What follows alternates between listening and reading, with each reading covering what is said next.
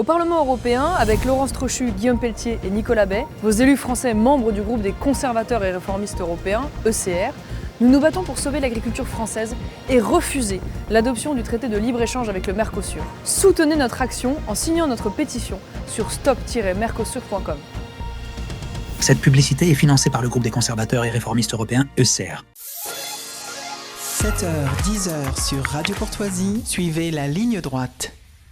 Et tout de suite, on retrouve Yvan Rioufol. Bonjour Yvan Rioufol.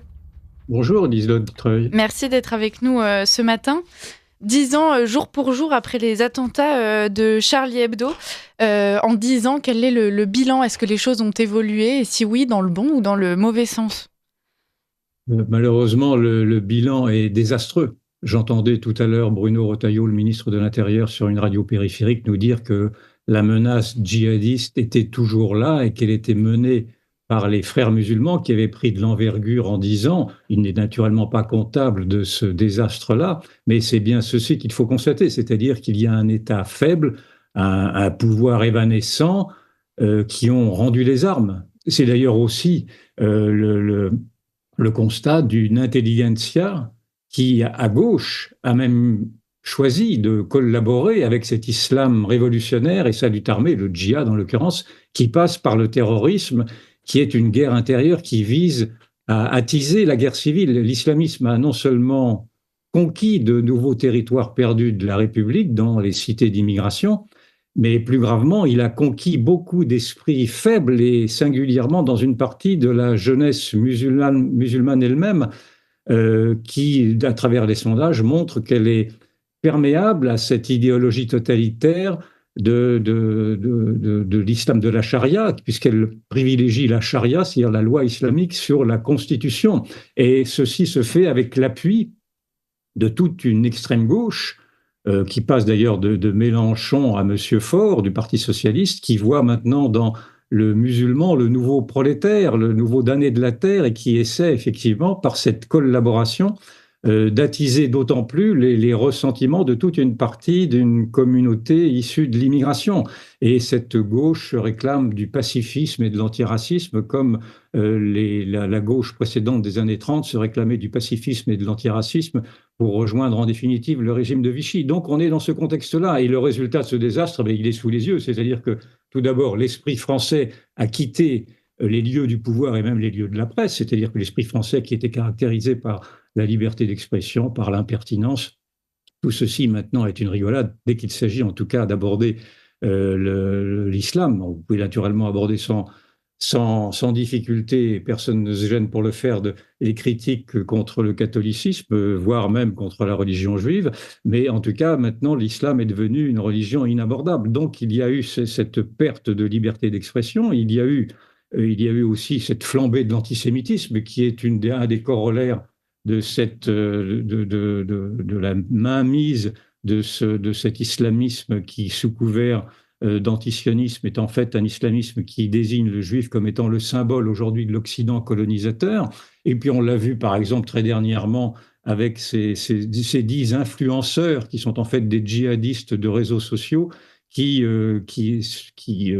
au prétexte de défendre l'Algérie, en France même, s'appuyant sur les réseaux algériens, appellent à tuer et à violer en France. Et donc, je ne vous parle pas, enfin si d'ailleurs, je vais vous en parler aussi, du sort indigne qui est réservé à Boualem Sansal, cet écrivain franco-algérien qui est pris en otage par Alger, et face à quoi la France n'arrive toujours pas à répondre d'une manière exigeante en tapant du poing sur la table et ne serait-ce qu'en expulsant tous ceux qui menacent la sécurité de la France. Donc voilà, on se rend compte aujourd'hui, dans le fond, qu'en 10 ans, et même plus de 10 ans, parce que dans le fond, l'islamisme n'a pas attendu 2015 pour frapper. Il avait déjà frappé avec Mohamed Merah à Toulouse en 2012, en s'en prenant à une école juive notamment.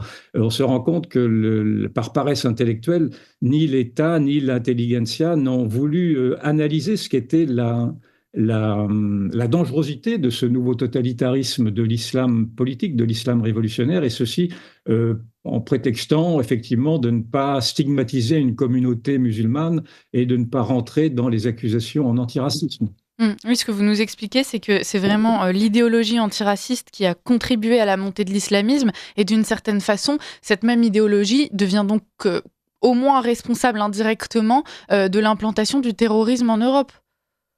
Vous avez absolument raison, c'est exactement ça. C'est-à-dire que, naturellement, la peur, l'intimidation sont naturellement des explications à la montée de l'islamisme, parce que, on a bien vu effectivement que la presse notamment, et singulièrement Charlie Hebdo, qui encore aujourd'hui se garde de bien faire, et on le comprend, se garde de faire sa une avec une caricature de Mahomet, ou même Libération ce matin, qui propose une série de caricatures, mais qui épargne naturellement d'avoir à insulter Mahomet. Bon, on comprend que cette peur et cette intimidation est jouée. Mais il y a beaucoup plus... Le danger est plus pernicieux, c'est-à-dire qu'en effet, moi j'accuse ce que vous avez dit, c'est-à-dire que j'accuse l'idéologie antiraciste, qui était construite sur des bons sentiments, naturellement, d'avoir été instrumentalisée par ces minorités quérulantes, par ces minorités djihadistes, et qui se sont victimisées et qui ont interdit, dans le fond, toute accusation et toute mise en cause de leurs pratiques,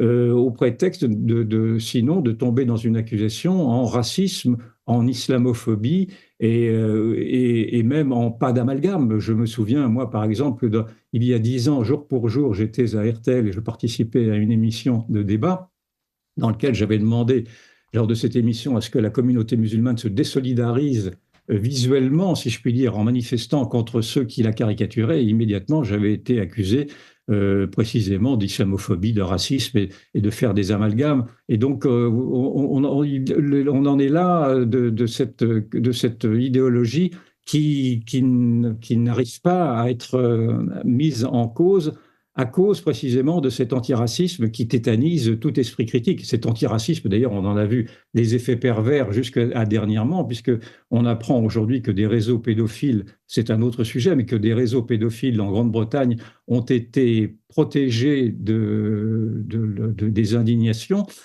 précisément parce que les autorités britanniques, les autorités judiciaires, les services sociaux, les autorités policières n'ont pas voulu rentrer dans une possible accusation en racisme qui aurait désigné des réseaux pakistanais musulmans comme étant des réseaux qui auraient maltraité des fillettes dans de nombreuses villes de Grande-Bretagne. Donc, on est dans un scandale moral épouvantable dont on ne sortira, me semble-t-il, que si l'on prend conscience aujourd'hui de ce qu'est l'islam politique, l'islam radical, qui est une régression démocratique, et si l'on accepte de dénoncer naturellement l'idéologie antiraciste qui la protège, et si l'on accepte d'écouter les Français, parce que si de mon point de vue, l'État et l'intelligentsia a renoncé à résister à cet islam totalitaire, ce n'est pas le cas de l'opinion publique elle-même, qui, elle, est tout à fait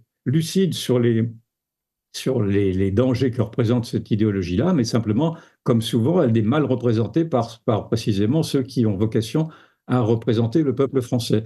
Et donc, j'entends par exemple que Bruno Retailleau a décidé de casser les codes et de secouer un peu les inerties. Je pense que c'est effectivement cette voie-là qu'il faut suivre. Oui, puis vous parliez de cette affaire en Grande-Bretagne avec ces viols de masse.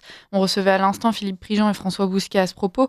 François Bousquet qui nous expliquait qu'une travailleuse sociale a dû suivre une sensibilisation à la diversité lorsqu'elle a voulu faire remonter le problème à ses supérieurs. Aujourd'hui, on voit que toutes ces formations, ces sensibilisations auprès des populations pour pouvoir faire ingérer cette idéologie antiraciste ne fonctionne plus. On a une espèce de bon sens populaire qui est en train de reprendre le pouvoir, Yvan Rioufol.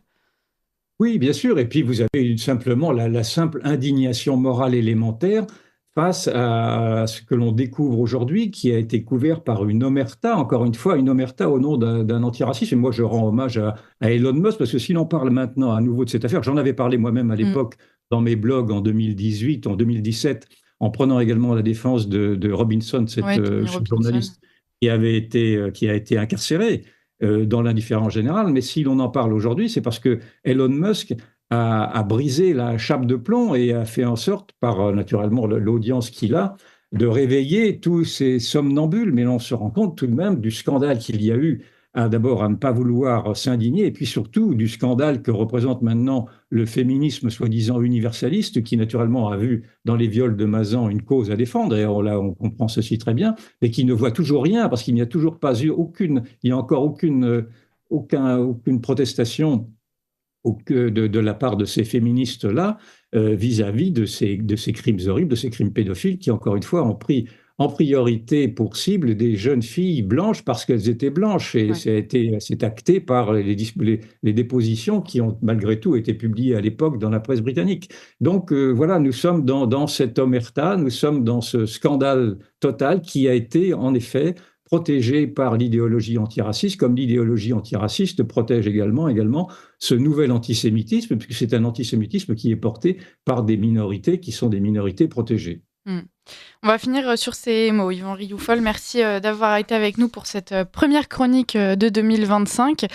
Plutôt grave, mais il faut libérer cette parole. Donc merci à vous. Je rappelle que vous êtes journaliste et essayiste, même si nos auditeurs vous connaissent bien. Et je vous dis à la semaine prochaine.